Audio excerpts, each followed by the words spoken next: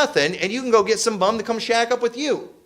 And then you can take his money, and you can go buy drugs and dope and do all kinds of things. And then all you got to do is shave the sides of your head and go to a feminist rally and tell them your story about your hate, husband that made you go to hate church, and you'll be a hero.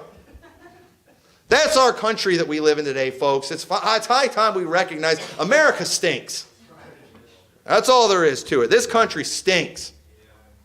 And you know what? Thankfully, we've got enough freedom. We don't have to be as pathetic as the rest of our country. We don't have to go along with the stupidity. We don't have to take advantage of a bunch of corrupt laws that are just ruining families, that are destroying homes, that are just messing with the minds of people. We don't have to do that kind of stuff, and I'm thankful for that. But that's no thanks to our country.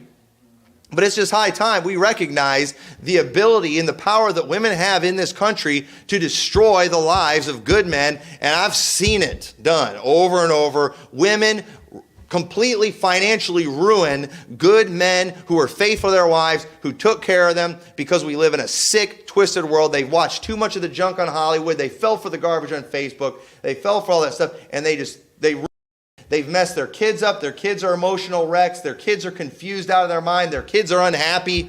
I'm telling you, these women, too, they ought to be taken out, and they ought to be horsewhipped. They ought to be taken out like John Wayne, and you ought to take one of them metal pans and take it to their backside like he did to Maureen O'Hara. That kind of thing needs to happen to women like that. But you know what? It's not going to in this country. They're going to keep on getting everything given to them. And I'm sorry, but folks, that's this country. Just mark it down, all right? When you want to go and wave your American flag, just remember that's the country that we live in. And just remember that, too. We got a flagpole on that building we're going to buy. And if you think we're going to fly an American flag in front of it, you're crazy, because that's the kind of country that we live in. I'm not going to support that. We're not going to promote that in our church. Our